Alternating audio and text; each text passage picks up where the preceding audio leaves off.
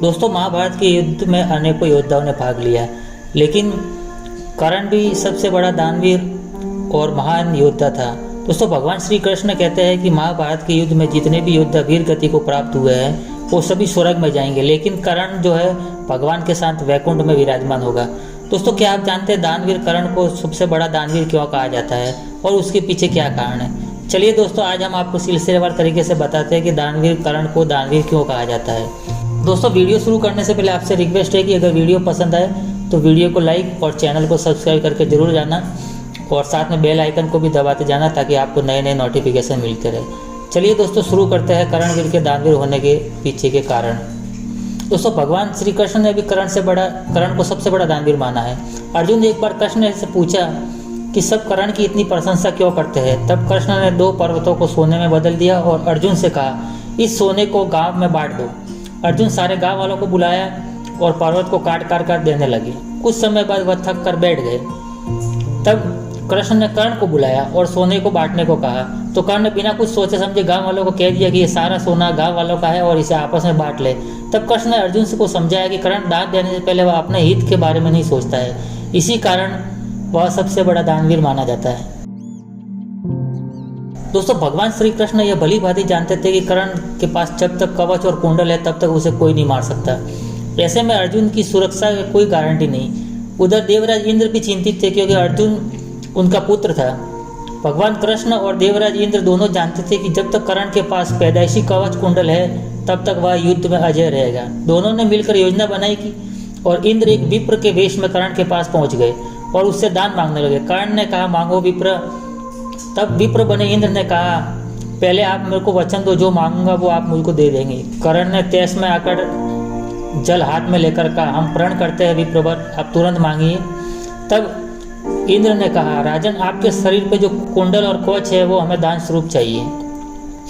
एक पल के लिए सन्नाटा छा गया। कर्ण ने इंद्र की आंखों में झांका और फिर दानवीर कर्ण को बिना कुछ क्षण गवाए अपने कवच और कुंडल उतारे और शरीर से खंजर की सहायता से अलग कर दी और विप्रवर को सौंप दी। इंद्र ने तुरंत वहां से दौड़ लगा दी और दूर खड़े रथ पर सवार होकर भाग गए, लेकिन कुछ मील दूर जाकर इंद्र का रथ नीचे उतरकर भूमि में धंस गया। तभी आकाशवाणी हुई, देवराज इंद्र, तुमने बड़ा पाप किया है और अपने पुत्र अर्जुन को बचाने के लिए तूने छल पूर्वक कर्ण की जान खतरे में डाल दी है। अब यह रथ यहीं धंसा रहेगा और तू भी यहीं धंस जाएगा। तब इंद्र ने कर्ण को कवच कुंडल के बदले अबोध अस्त्र दिया था। दोस्तों, कहते हैं कि महाभारत के युद्ध में अबोध अस्त्र का प्रयोग कर्ण ने किया था, जिसको भीम के पुत्र पे मारा गया था और वह मर गया था। दोस्तों, कुंती को दान में वचन दिया था कर्ण ने। एक बार कुंती कर्ण के पास गई और पांडवों की ओर से लड़ने का आग्रह करने लगी। कर्ण को मालूम था कि कुंती मेरी माँ है। कुंती लाख समझाने पर भी कर्ण नहीं माने और कहा जाता है कि उनके साथ मैंने अब तक सारा जीवन बिताया है तो मैं उनके साथ विश्वासघात नहीं कर सकता। तब कुंती ने कहा कि क्या तुम अपने भाइयों को मारोगे? इस पर कर्ण ने बड़ी दुविधा की स्थिति में वचन दिया, माते तुम जानती हो कि कर्ण के यहाँ याचक बनकर आया कोई भी खाली हाथ नहीं जाता। अतः मैं तुम्हें वचन देता हूँ कि अर्जुन को छोड़कर मैं अपने अन्य भाइयों पर शस्त्र नहीं उठाऊंगा। दोस्तों, कहते हैं कि कर्ण ने पांडवों के चारों भाइयों को एक बार नहीं 3 बार युद्ध में हराकर अपने सामने झुका दिया था, लेकिन उन्होंने उन पर बाण नहीं चलाया क्योंकि अपनी माता को दिया हुआ वचन का पालन किया था और वह अपने वचन पर अड़े रहे।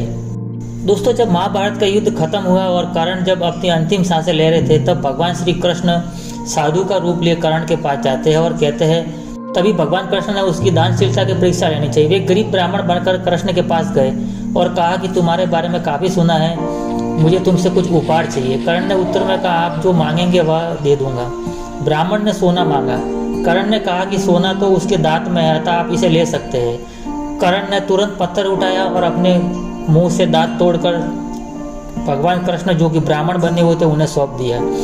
तो ब्राह्मण ने जवाब दिया, मैं इतना कायर नहीं हूँ कि तुम्हारे पत्थर से तोड़े हुए दांत और जो खून में सने हुए हैं उसे ले सकता हूँ। ब्राह्मण ने इसे लेने से इनकार कर दिया।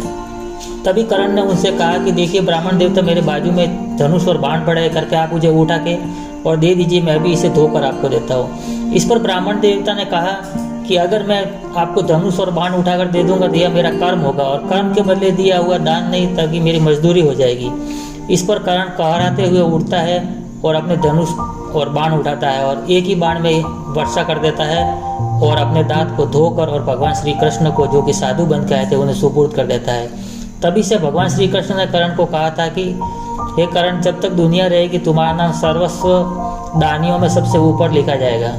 दोस्तों, ये थी दानवीर कर्ण की कहानी कैसी लगी कमेंट करके ज़रूर बताना, और अगर कहानी अच्छी लगी हो तो वीडियो को लाइक ज़रूर करना, और हमारे चैनल पर अगर आप नए हैं तो चैनल को सब्सक्राइब जरूर करो, ताकि हम और आप मिलते रहे नई नई कहानियों के साथ। तब तक के लिए अपना ख्याल रखना दोस्तों।